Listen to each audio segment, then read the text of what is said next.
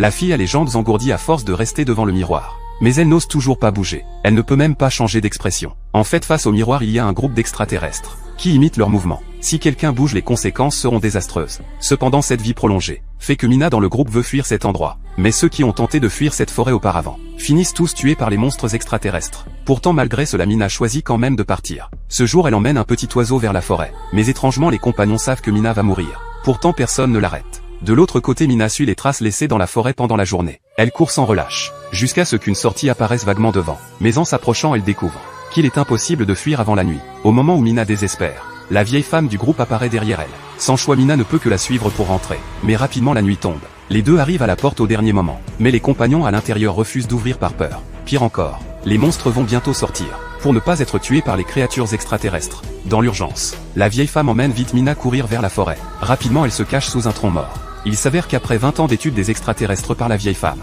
elle a découvert que ce tronc mort peut masquer l'odeur humaine. Pendant ce temps, dans la pièce, deux personnes se tiennent devant le miroir, attendant l'apparition des monstres. Quand la nuit tombe complètement, les monstres apparaissent dehors à l'heure. Heureusement, ils ne découvrent pas Mina sous le tronc mort. Mais ce à quoi elle ne s'attendait pas, c'est que quand tous les monstres se rassemblent devant le miroir, les compagnons à l'intérieur révèlent la position de Mina. Cela rend sans doute tous les monstres fous.